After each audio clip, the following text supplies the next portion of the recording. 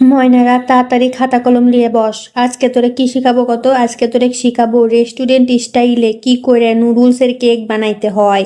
হ্যাঁ, ঠিকই শুনিস, নুডলসের কেক। মনে কর প্রথমে পাতিল ভর্তি পানি লিবু, তার মধ্যে তেল দিবু, লবণ দিবু, তারপরে মনে কর বেশি করে দিয়ে দিবো এই যে নুডলস। আর তোরা যারা পারবো না তাদের জন্য একটা বিশেষ টিপস কি কত, সেটা হচ্ছে আমি যেরকম এই যে গল্পে গল্পে নুডলসটাকে একবারে মনে করে সিদ্ধ করে ঘাঁটি করে ফেলাইছি, তো ওরা ওরকম একবারে নুডলসটাকে সিদ্ধ করে ঘাঁটি করে ফেলাই দেবো। তারপরে এসপর ডিমে, এই তো ডিমের মধ্যে তেল দিয়ে দেবো, সরি তেলের মধ্যে ডিম দিয়ে দেবো, তারপরে মনে কর লবণ দেবো, তার মধ্যে কুচি মুচি করে নেবো।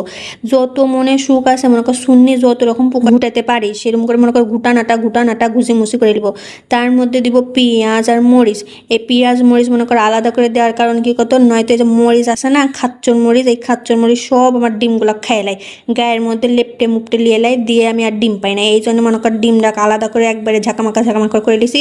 তারপরে দিচ্ছি এই যে দেখ পেঁয়াজ মরিচ, তারপরে দুইটাকে একসাথে সুন্দর করে মেশাবো। আর তারপরে যে আমার ঘাঁটু পুটু নুডলসটা দিয়ে সুন্দর মতো একটা লাড়াচাড়া দিয়ে তারপরে মনে কর স্বাদ মতো একটু লবণ মারবো। মাইরে ওরে সর্বনাশ, প্লেটে এই যে তৈরি করে দিয়েছি রে কেক। কেক দেখ কত সুন্দর।